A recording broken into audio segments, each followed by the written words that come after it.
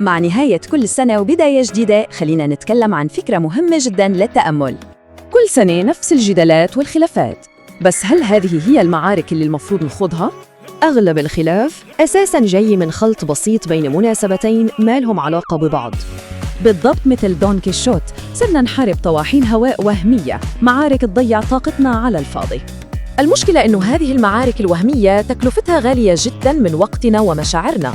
لما نركز على مواضيع تافهة، غالباً منكون نهرب من مواضيع أهم بكتير لازم نواجهها. التهرب من المسؤولية له ثمن جماعي، وقصة بسيطة توضح الفكرة هذه تماماً. وهنا نشوف كيف الفشل الكبير يبدأ من قرار شخصي صغير بالتهاون واللامبالاة. يعني بدل ما نحارب معارك وهمية برا، الشغل الحقيقي يبدأ من جوا. وهنا يجي الحل، مفهوم قوي اسمه المحاسبة أو فن مراجعة النفس، لأنه كل إنسان هو الحكم الأول على نفسه مهما حاول يقدم أعذار. ممارسة النقد الذاتي هي أول خطوة أساسية عشان نوصل للوضوح والنقاء. طيب خلينا نتخيل الحياة كأنها مشروع تجاري، ورأس مالنا هو الأيام اللي نعيشها. مع كل سنة جديدة نستلم رأس مال ثمين جداً، 365 يوم. والسؤال المهم، كيف استثمرنا رأس المال هذا؟ هل كسبنا أو خسرنا؟ في جهة نحط الأرباح، أعمالنا الطيبة، وفي الجهة الثانية الخسائر، أخطاؤنا وتقصيرنا. لأنه أي مشروع يتجاهل حساباته مصيره الإفلاس، وهذا ينطبق على حياتنا كمان. لكن الفرق هون إنه إفلاس الحياة ما منه رجعة، هي فرصة واحدة بس الهدف من المحاسبة مو الندم، الهدف هو التخطيط للمستقبل. الفكرة إن الآخرة أو المستقبل هو اللي لازم يكون محور اهتمامنا، والوعد هو إن المستقبل ممكن يكون أفضل من الماضي لو خططنا له صح. الخلاصة، نوقف الصراعات الخارجية ونركز على البناء الداخلي ونستثمر وقتنا صح. ببساطة، مراجعة حساباتنا السنوية هي الخريطة اللي نرسم فيها مستقبلنا. وفي النهاية، لما يجي وقت الحساب الأخير، إيش رح يكون مكتوب في سجل حياتنا؟ مع بداية كل سنة جديدة، كثير من الناس بيفكروا في أهداف جديدة وقرارات جديدة. لكن شو رأيكم هالسنة نتجاوز الأفكار السطحية شوي؟ اليوم رح نغوص في فكرة أعمق بكثير، فكرة المراجعة السنوية الشاملة والصادقة للحياة. يعني هل نحن جاهزون فعلاً نعمل جرد لحساباتنا الشخصية؟ وهذا هو السؤال المحوري. تماماً مثل ما أي شركة تعمل جرد مالي سنوي، ليش ما نطبق نفس المبدأ على حياتنا؟ هي فرصة حقيقية نوقف للحظة وننظر بصدق لكل شي مر، ونخطط بجدية للي جاي. المفهوم الأساسي اللي بنتكلم عنه اليوم هو المحاسبة، بس انتبهوا، إحنا ما بنتكلم عن مجرد تفكير عابر أو تأمل سريع، لا، الموضوع أكبر. بنتكلم عن عملية تدقيق دقيقة ومنظمة، كأن كل واحد فينا هو المحاسب والمراقب لنفسه. وهذا القول المأثور بيلخص كل الفكرة. المحاسبة هي فعل استباقي، يعني أنه نمسك زمام المبادرة ونقيم أنفسنا بدل ما ننتظر يوم الحساب يجي، سواء كان هاليوم في المستقبل القريب أو البعيد. طيب، في القسم الأول رح نتكلم عن طواحين الهواء الوهمية، لأنه بصراحة قبل ما نقدر نحاسب أنفسنا بصدق، لازم أولاً نعرف شو هي الأشياء اللي بتلهينا وبتمنعنا من هالشي. وهنا في تشبيه عبقري. كتير من الأحيان بنستهلك كل طاقتنا في صراعات ومعارك ما لها أي معنى، بالضبط مثل شخصية دون كيشوت اللي كان يحارب طواحين الهوى وهو مفكرها وحوش عملاقة. طب ليش بنعمل هيك؟ يمكن لأنه هاي المعارك الوهمية بتعطينا شعور زائف إن على حق، من غير ما تكلفنا أي عناء في مواجهة أنفسنا بجد. ويمكن أوضح مثال على طواحين الهوى هاي هو الجدال اللي بيتكرر كل سنة عن الاحتفال برأس السنة والخلط بينه وبين عيد الميلاد. لما ننشغل بهالتفاصيل السطحية، منكون ضيعنا على أنفسنا فرصة ثمينة لاستغلال هاي اللحظة للمحاسبة والتأمل الحقيقي. يعني الخلاصة هي إنه التركيز على الأمور التافهة والجدالات الفارغة هو في الغالب استراتيجية، يمكن حتى تكون غير واعية للهروب من مواجهة الذات، هروب من المراجعة الحقيقية اللي بتحتاج شجاعة وصدق. وهالشي بياخدنا للقسم الثاني اللي بينتقل من المشتتات الخارجية لتحدي داخلي أكبر بكتير. الحقيقة وقدر العسل هو الاختيار الصعب بين قول الحقيقة اللي ممكن تزعج وبين الصمت المريح. الفكرة هنا عميقة جدا. المحادثات السطحية والكلام الفاضي مش مجرد كلام ما له قيمة، لا، هو غالبا قناع منخبي وراه حقائق مهمة وصعبة، حقائق يمكن يكون لقولها ثمن، لكن الصمت عنها ثمنه أكبر بكتير على المدى الطويل. وهي الحكاية الرمزية بتوضح الفكرة بشكل عجيب. انطلب من كل شخص في قرية إنه يصب كوب عسل في قدر مشترك بالساحة العامة، لكن كل واحد فكر بينه وبين نفسه، لو صبيت كوب ماء بدل العسل مين رح يلاحظ وسط كل هالعسل؟ المشكلة إن الكل فكر بنفس الطريقة، وبالنهاية القدر امتلأ بالماء. وهنا بنوصل لنقطة جوهرية: أهمية قول الحقيقة. المحاسبة الصادقة للنفس ما بتتطلب بس إن نكون صادقين مع أنفسنا، لا، بتتطلب كمان إنه يكون عندنا الشجاعة نقول الحقيقة في محيطنا، حتى لو هالشي فيه مجازفة، لأنه الحقيقة اللي بتيجي متأخرة بتفقد قيمتها ويمكن تتحول لسم.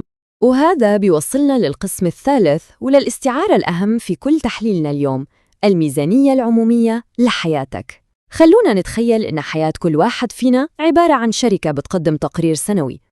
خلونا نتخيل الموضوع هيك: كل سنة هي مش مجرد وقت بيمر، هي عبارة عن رأس مال ثمين جداً وغير متجدد، 365 يوم بتنحط بين إيدينا عشان نستثمرها.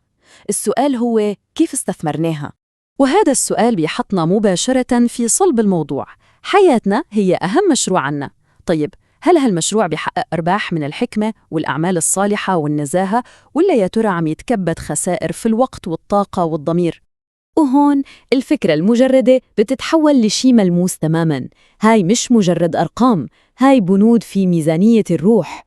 في جانب الأصول منسجل كل عمل خير، كل معلومة مفيدة تعلمناها، وفي جانب الخصوم منسجل كل وقت ضيعناه، كل ظلم ارتكبناه، وكل حقيقة كان لازم نقولها وسكتنا عنها.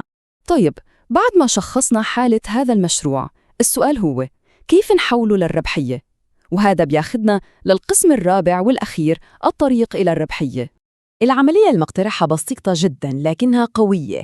هي عبارة عن 3 خطوات. أولاً، نراجع الماضي ونقيم أخطائنا ونجاحاتنا بالصدق. ثانياً، نحسب وضعنا الحالي ونحدد صافي قيمتنا الروحية. وأخيراً والأهم، نخطط للمستقبل ونقرر وين بالضبط رح نستثمر وقتنا وطاقتنا عشان ننمو.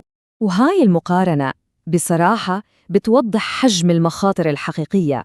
الإفلاس المالي ممكن نتعافى منه، حتى دول كبيرة أفلست ورجعت وقفت على رجليها، لكن في مشروع الحياة ما في تعافي من الإفلاس الروحي.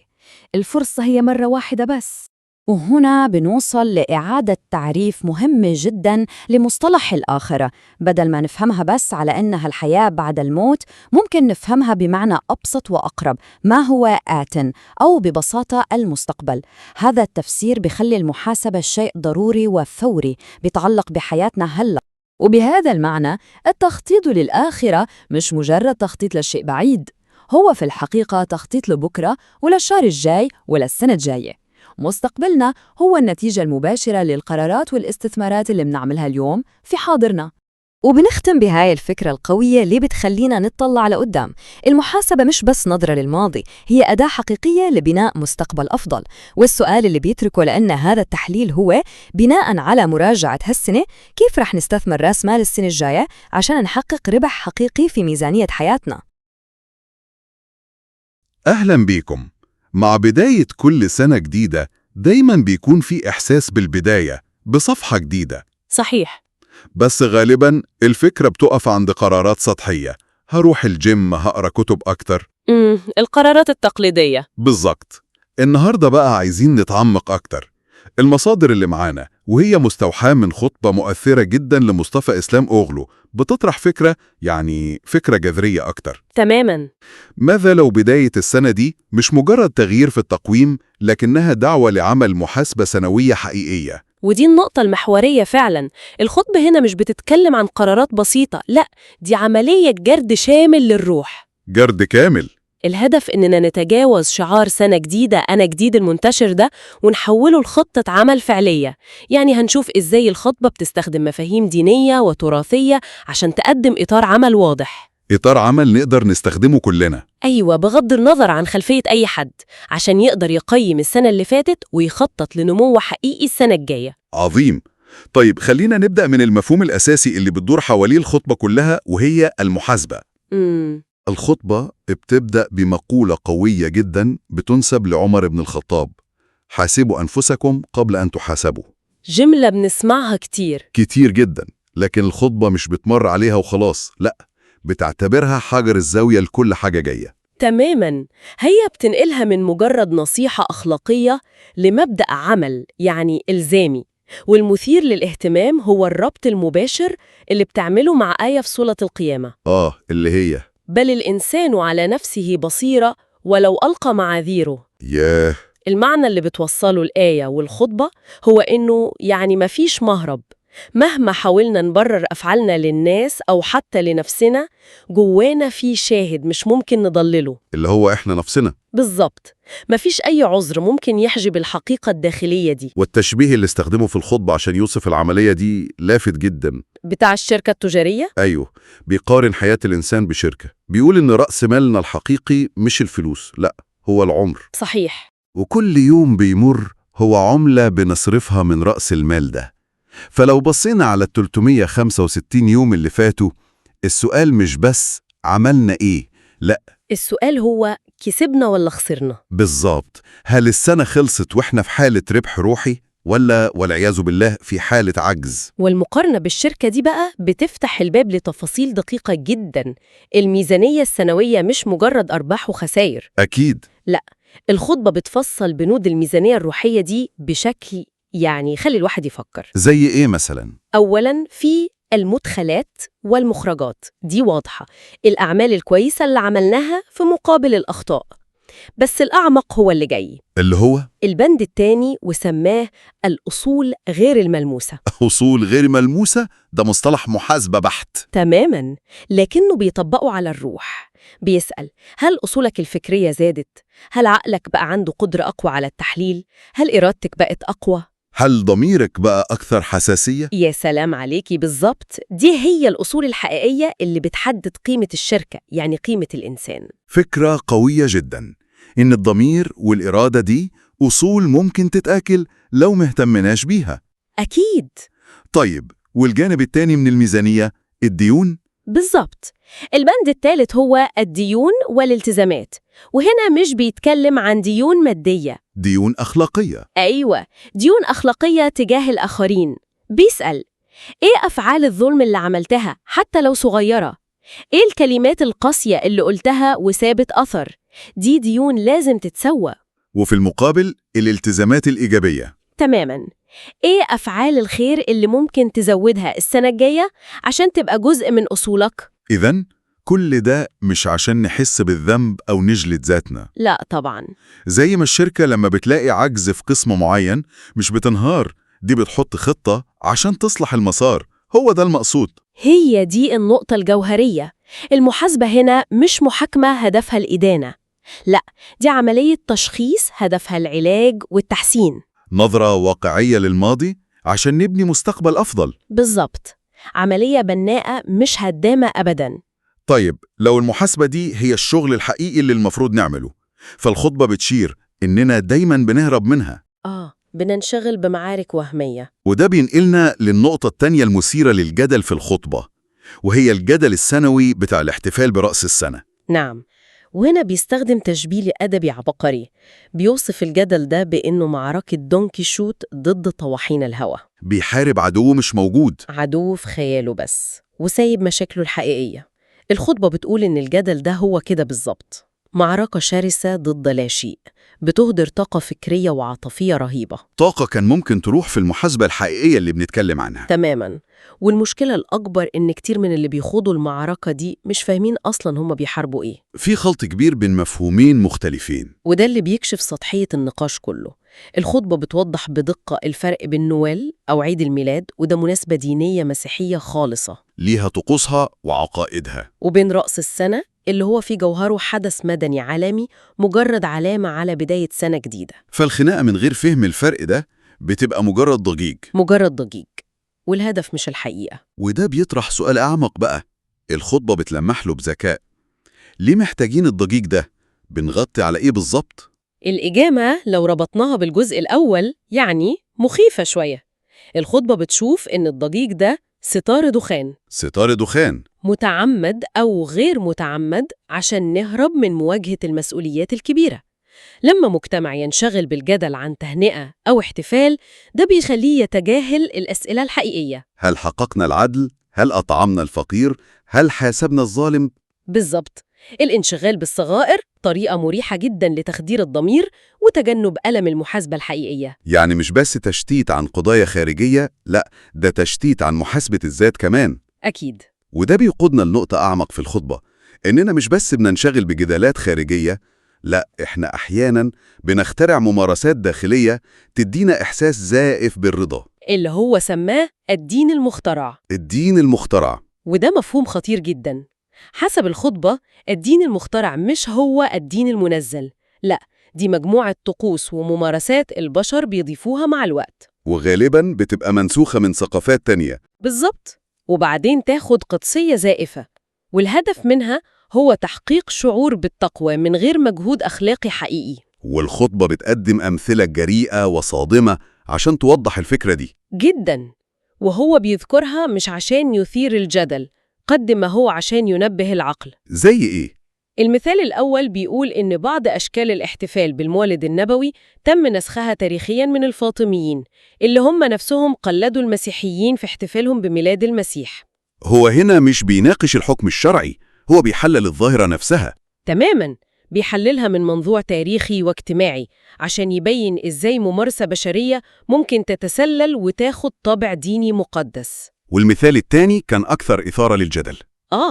الادعاء بأن بعض الأدعية التفصيلية جداً لأفعال يومية عادية، زي دعاء معين لما تلبس الحذاء اليمين ودعاء تاني للشمال، أو دعاء دخول الخلاء، مالها؟ إنها مش من السنة النبوية الأصيلة، وإنها في الواقع مترجمة حرفياً من مصادر يهودية تلمودية. طيب، حد ممكن يسمع ويقول وإيه الضرر؟ يعني ما الضرر في ترديد دعاء زيادة حتى لو مصدره مختلف؟ ليه الخطيب بيشوف إن ده أمر خطير؟ بيبدأ يحس إنه أكثر تديناً من غيره. وبعدين تيجي مرحلة الحكم على الآخرين؟ بالظبط، وازدراءهم. وهنا الدين بيتحول من علاقة روحية مع ربنا لأداة للهيمنة والسيطرة الاجتماعية، أو زي ما سماها التحكم. وهنا استخدم التشبيه القوي جدا لما قال الدين المخترع مثل الخمر المصنع منزليا سام ويقتل العقل. ياه، تشبيه قاسي. الفكرة إن النوع ده من التدين الشكلي بيدي للإنسان رضا كاذب عن نفسه، والإحساس ده هو أكبر عدو للمحاسبة الحقيقية. بالظبط، بيعطل الملكة النقدية للعقل. لو أنا حاسس إني صالح لمجرد إني بعمل عشرات الطقوس الصغيرة دي كل يوم، مش هحس بالحاجة إني أحاسب نفسي على القضاء الكبيرة. زي الأمانة في الشغل، العدل مع أسرتي. تماماً، الطقوس دي بتبقى زي مخدر بيمنعك تحس بألم عيوبك الحقيقية. تجنب الحقائق المؤلمة عن نفسنا، ده كأنه الخيط اللي بيربط كل الأفكار دي ببعض، وده بينقلنا بسلاسة للجزء اللي بعده اللي بيتعمق في طبيعة الحقيقة نفسها وكيفية تعاملنا معاها. بالضبط.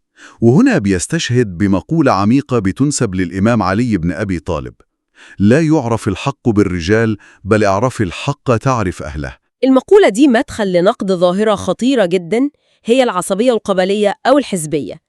الخطبة بتحكي قصة رمزية عن شخص بيتسأل: تصدق مين؟ الكذاب اللي من قبيلتك ولا الصادق اللي من القبيلة التانية؟ والإجابة كانت متوقعة. بيقول من غير تردد: أصدق الكذاب اللي من قبيلتي.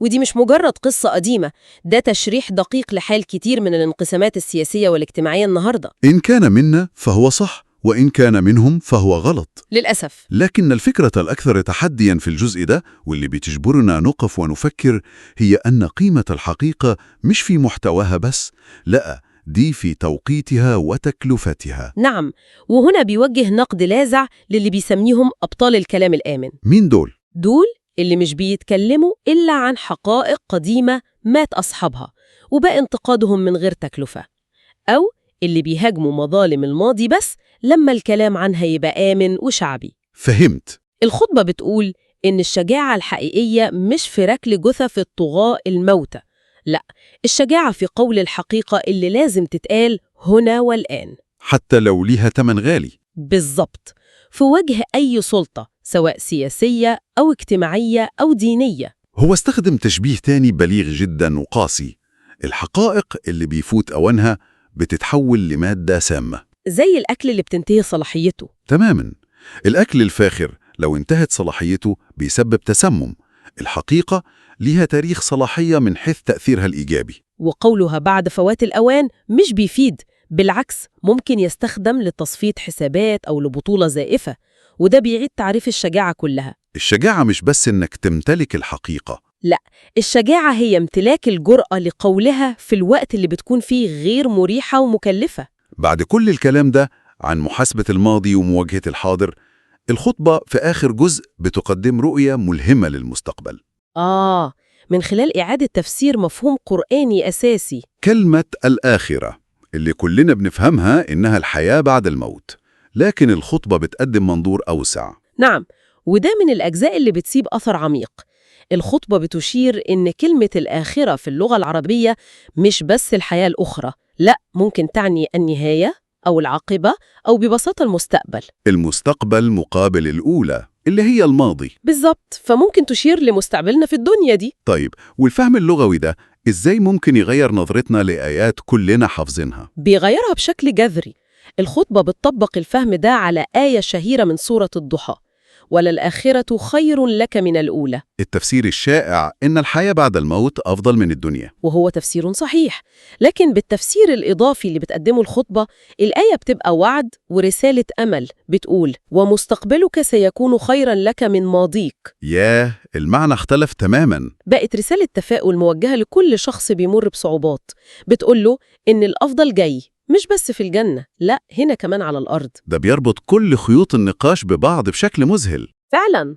لو المحاسبة هي النظر بصدق للأولى أو الماضي، فالفهم الجديد للآخرة أو المستقبل هو الأمل والدافع اللي بيخلينا نخطط لمستقبل أفضل.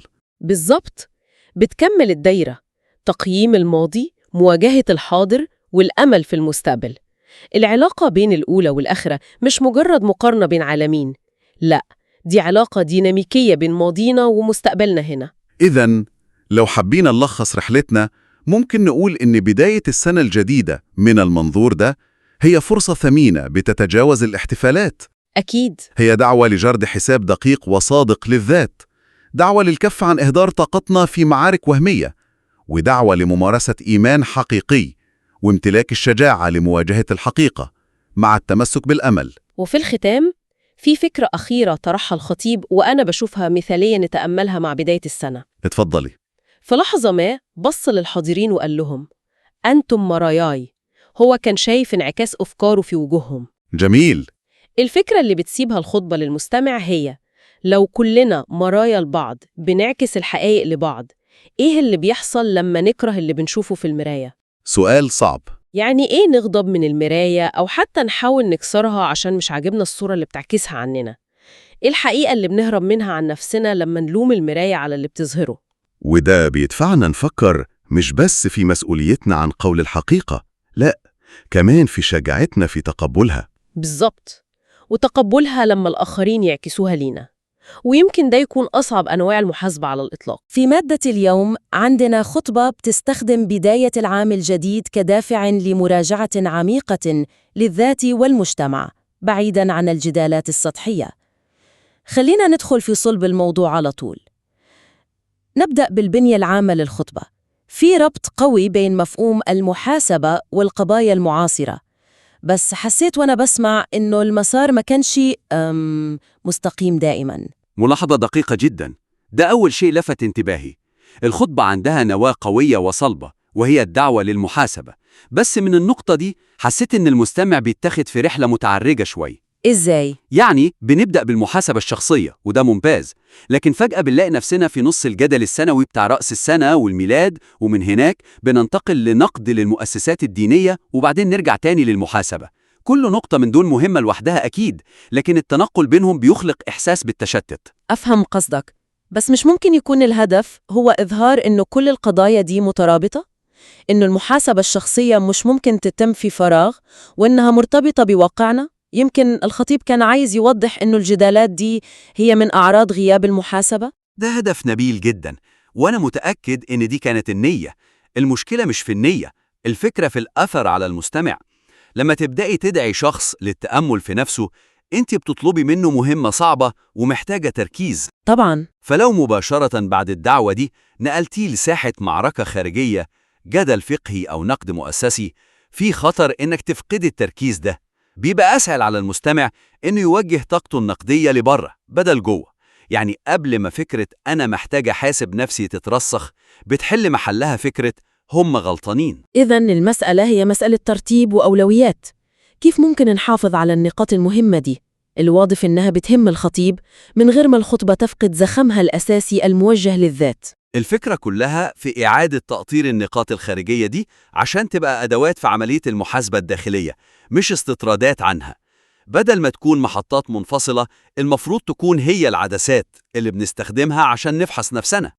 اديني مثال عملي. أكيد، بعد تقديم فكرة المحاسبة الذاتية من هايات زي بل الإنسان على نفسه بصيرة، بدل ما نقفز لموضوع رأس السنة، ممكن نقول شيء زي: والخطوة الأولى في المحاسبة دي هي إننا نسأل نفسنا فين بنهدر أثمن شيء عندنا، طاقتنا واهتمامنا. خلينا ناخد كنموذج للهدر ده الجدل السنوي اللي بيحصل حوالين التهنئة برأس السنة.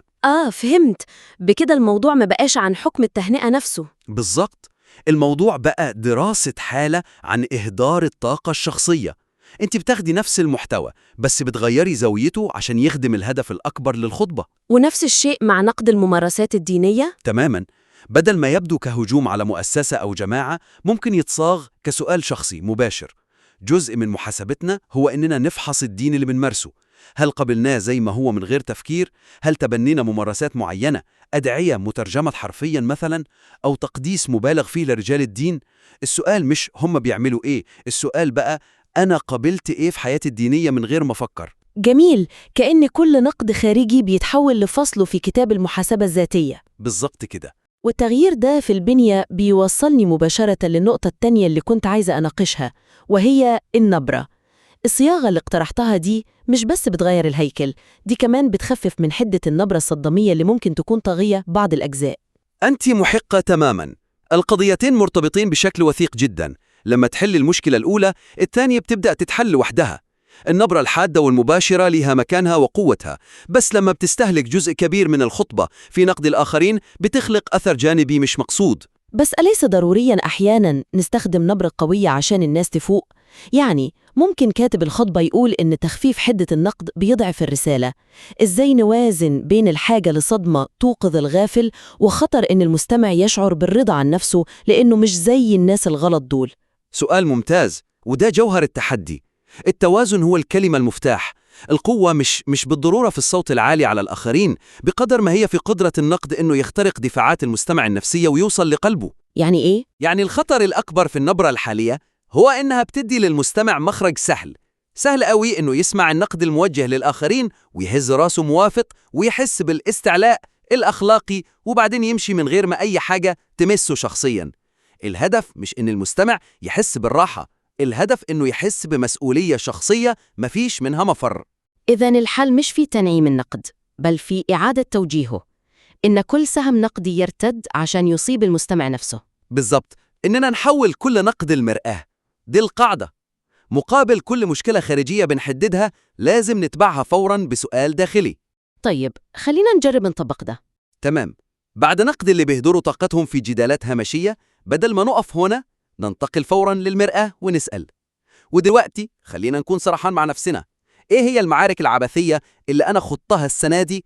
وفين استثمرت حماسي وغيرتي في أمور صغيرة وأهملت الأهم في علاقتي بربنا، بأسرتي وبتطوير نفسي؟ ده تحول قوي جدا، بينقل الفكرة من مستوى نظري الناس بتهدر وقتها لمستوى شخصي جدا، أنا أهدرت وقتي إزاي؟ وهو مش بيقف هنا. بعد نقد الطقوس الشكلية أو الممارسات المبتدعة، ممكن نحط المراية تاني قدام المستمع ونسأل: وإيه هي الطقوس في حياتي أنا، مش بس الدينية، لأ، في شغلي، في علاقاتي اللي بعملها بشكل آلي من غير روح؟ إيه القناعات المتمسك بيها النهاردة وما بقتش تخدم نموي؟ الانتقال المستمر ده من هم لأنا هو اللي بيرجع الخطبة لهدفها الأصلي وبيخليها أداة تغيير حقيقية، مش مجرد تأكيد على قناعات الجمهور. أنا معجبة جدا بفكرة المرآة دي، حاسة إنها بتحل كتير. بس لنفترض إن الخطيب عمل كل ده، أعاد هيكلة الخطبة وحول كل نقد لمرآة، دلوقتي المستمع في نهاية الخطبة متحمس جدا للمحاسبة. إيه اللي هيعمله في نفس الليلة؟ الخطبة بتستخدم استعارة رائعة عن الميزانية التجارية، بس هل بتديله أداة عملية يبدأ بيها؟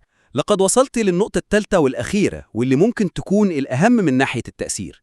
الخطبة بتقوم بعمل مذهل في بناء الدافع، بس بتقف قبل خط النهاية بشوية، بتوصف إيه اللي مفروض نعمله وليه هو مهم، بس بتفضل غامضة شوية في إزاي. صحيح. بتسرد فئات المحاسبة: العقل، الإرادة، الضمير. دي فئات ممتازة، لكنها نظرية. المستمع ممكن يمشي وهو بيفكر: فكرة رائعة، بس أراجع ضميري إزاي عملياً؟ إيه أول خطوة أعملها دلوقتي؟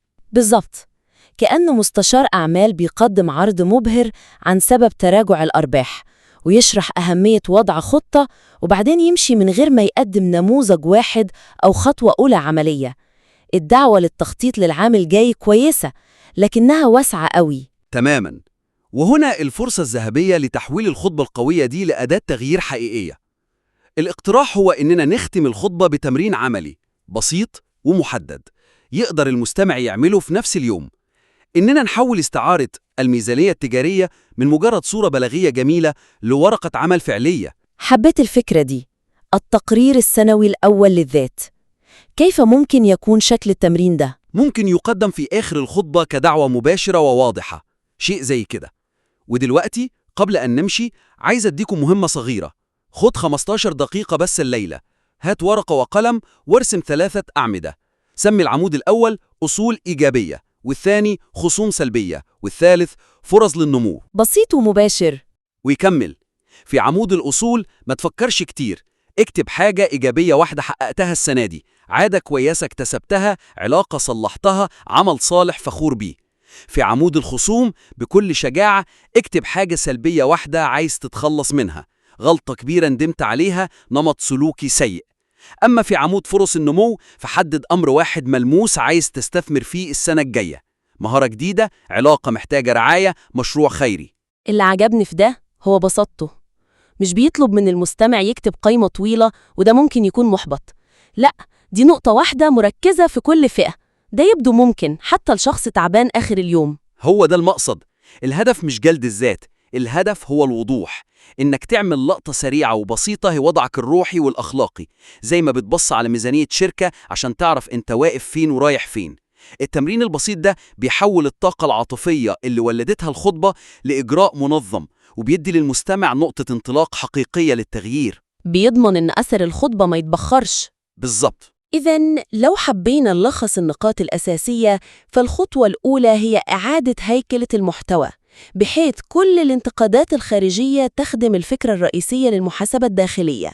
صحيح، وتتحول من استطرادات لدراسات حالة، وده بدوره هيساعد على موازنة النبرة، لأن التركيز هينتقل باستمرار من نقد الآخرين لسؤال أنا، وتحويل كل حجة لمرآة الذات. تماماً. وأخيراً نختم الخطبة مش بس بدعوة عامة للتخطيط، بل بتمرين عملي ومحدد زي ميزانية الروح، عشان نحول الإلهام لخطوة أولى قابلة للتنفيذ. هذه هي النقاط الثلاث. بتطبيقها أعتقد أن الخطبة دي، وهي قوية أصلاً، ممكن تتحول لتجربة مؤثرة ومغيرة أكثر في حياة المستمعين.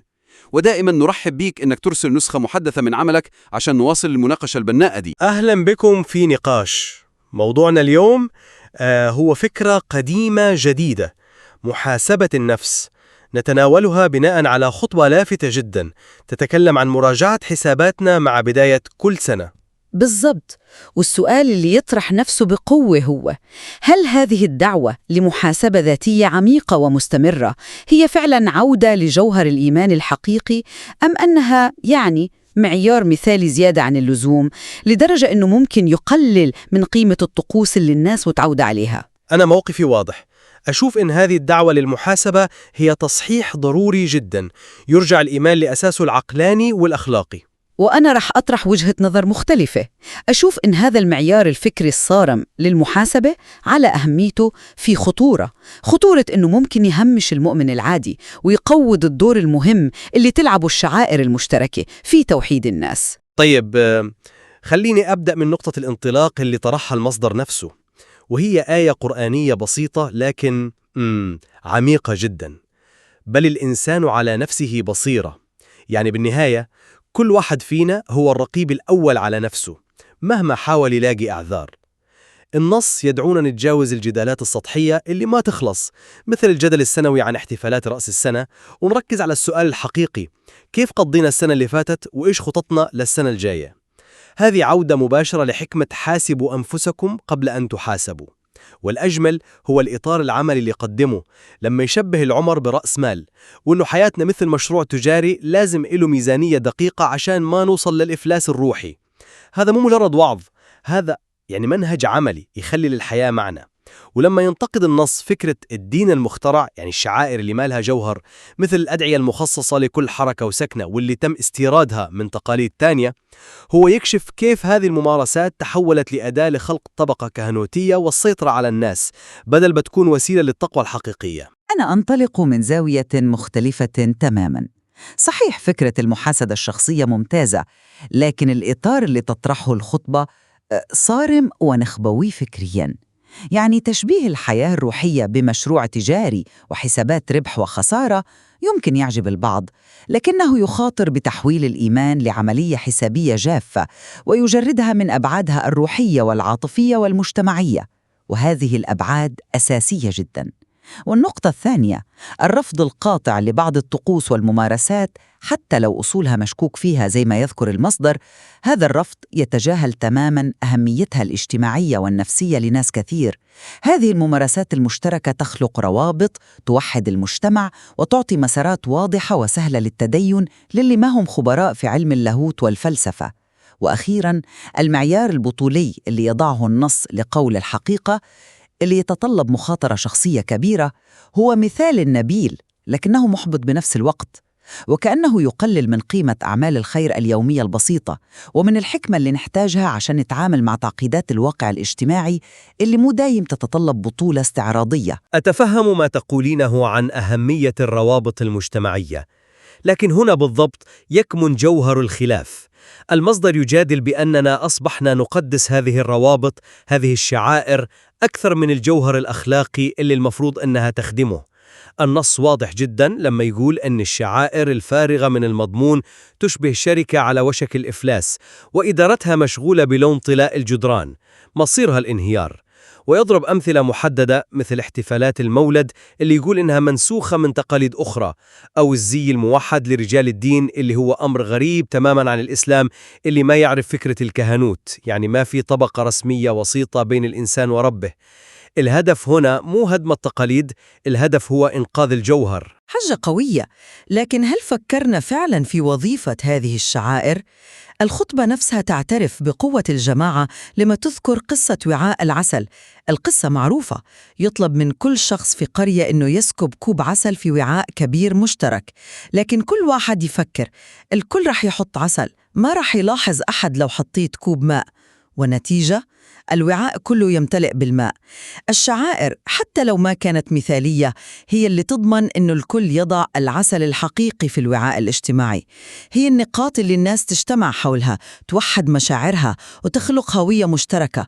التخلي عنها بالكامل لأن أصلها مو نقي 100% أو لأن البعض يسيء استخدامها هو مخاطرة بحل المجتمع نفسه. كأننا نقول لكل شخص روح ابحث عن إيمانك لوحدك، وهذا شيء صعب جداً. وجهة نظرك مهمة، لكن خليني أطرحها بطريقة مختلفة. النقطة اللي يثيرها المصدر مو هدم الشعائر، بل فضح كيف صارت هذه الشعائر بديلاً عن العمل الحقيقي والمحاسبة الفعلية. الناس زي ما يلمح النص تتصارع على تفاصيل مثل جدل رأس السنة عشان تتجنب تواجه الأسئلة الأخلاقية الكبيرة. ماذا فعلنا تجاه الظلم؟ كيف نتعامل مع الثروة اللي زادت عن الحاجة؟ هذه الجدالات السطحية صارت وسيلة تشتيت، تعطي الناس شعور زائف بالتقوى بدون ما يقوموا بالعمل الشاق المطلوب منهم.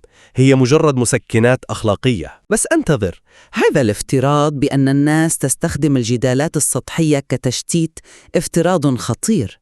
ألا يمكن تكون هذه الجدالات الصغيرة هي الطريقة اللي يمارس بها الناس العاديون دينهم؟ أنت تضع معياراً بطولياً للحقيقة، وهذا يقودني لمشكلة أكبر في هذه الخطبة، وهي معيار قول الحقيقة. الخطبة تضع معياراً عالياً جداً يكاد يكون مستحيل للغالبية. تقول إن الترديد حقيقة قديمة وآمنة ما له أي قيمة. الشجاعة الحقيقية هي أنك تقول الكلام اللي لازم ينقال الآن في هذا السياق حتى لو في خطر شخصي عليك. هذا المفهوم مع أنه بطولي هل ممكن يكون دليل عملي لمجتمع كامل؟ وليش لا؟ ليش نقلل من قدرة الإنسان على التمسك بالمبادئ؟ الخطبة ما تدعو للتهور، تدعو للأصالة والشجاعة الأخلاقية. هي تنتقد بحدة نفاق الرقص على قبور الموتى، يعني إننا ندين مظالم الماضي اللي ما عاد فيها أي خطر ونسكت سكوت مطبق عن مظالم الحاضر. القصة اللي لمح لها النص عن الرجل اللي فضل كاذب قبيلته على صادق القبيلة الثانية توضح تماما الانحلال الأخلاقي اللي يصير لما نعطي الأولوية للولاء العشائري أو الحزبي على الحقيقة. هذا مو معيار مستحيل، هذا هو المعيار الضروري عشان المجتمع ما ينهار.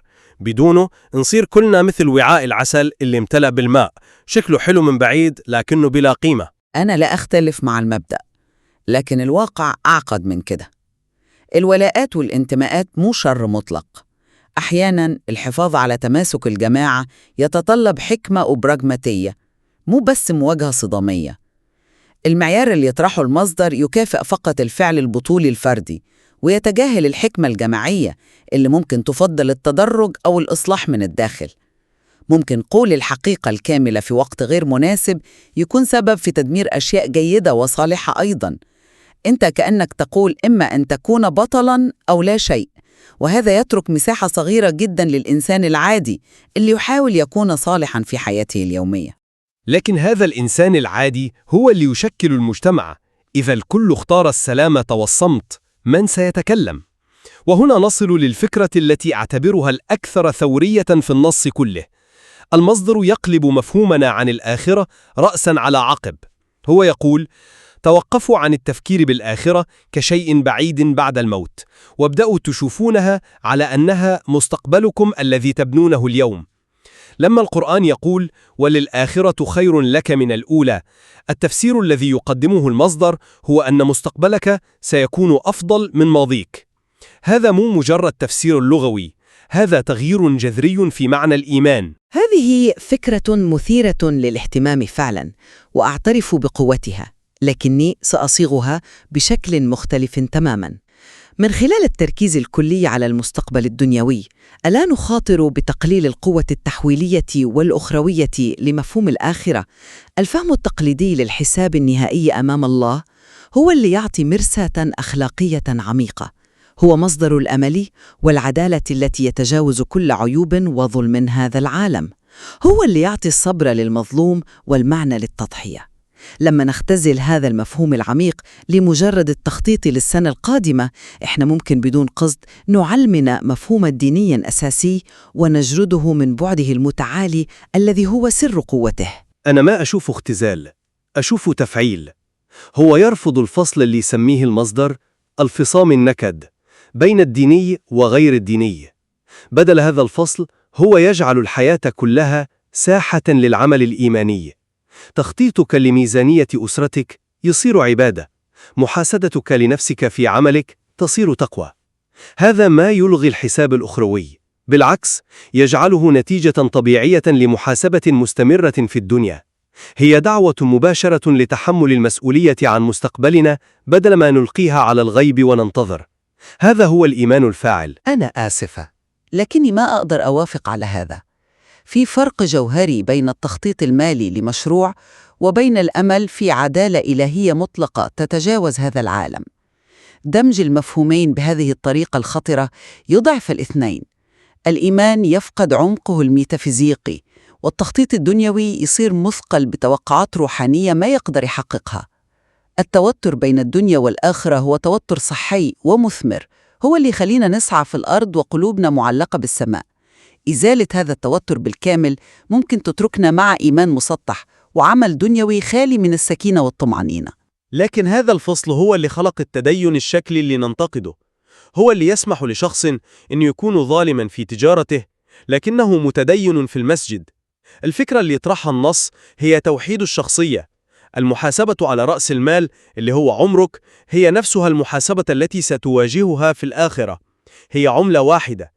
فكرة أن مستقبلك الدنيوي يكون أفضل من ماضيك هي التطبيق العملي للإيمان. بس أنت تفترض أن تحسين المستقبل الدنيوي هو الهدف الأسمى. بالنسبة لكثير من المؤمنين، الهدف الأسمى هو الرضاء الإلهي والنجاة في الآخرة. تحسين الدنيا هو وسيلة وليس الغاية بحد ذاتها. التفسير اللي تطرحه يكاد يجعل الوسيلة هي الغاية، وهذا يغير بشكل جذري دوافع العمل الصالح. هل أعمل الخير لتحسين المستقبل الدنيوي أم أعمله ابتغاء الأجر الأخروي حتى لو لم أرى نتائجه في الدنيا؟ هذا سؤال جوهري. في الختام، نقاشنا هذا يسلط الضوء على حاجة ملحة، وهي استعادة الإيمان كإطار عقلاني وأخلاقي لتحسين الذات والمجتمع. دعوة الخطبة لمحاسبة دقيقة وصادقة لرأس مال حياتنا هي برأيي ترياق قوي للجدالات السطحية والمفرقة لتشتتنا عن مسؤولياتنا الحقيقية تجاه الحقيقة والعدالة. هي دعوة عملية وملهمة عشان نخلي مستقبلنا أفضل من ماضينا، وهذا هو جوهر الرسالة الدينية. إذ على العقلانية وحدها تجاهل الجوانب المجتمعية والشعيرية للدين حتى لو كان بنوايا حسنة قد يخلق معياراً نخبوياً يصعب على الكثيرين الوصول إليه، وهذا ممكن يضاعف النسيج الاجتماعي اللي هو أساساً يدعم إيمان الفرد ويحميه. بالنهاية يظل التوازن بين المحاسبة الشخصية الصارمة والتقاليد المجتمعية الجامعة توتراً مركزياً وحيوياً.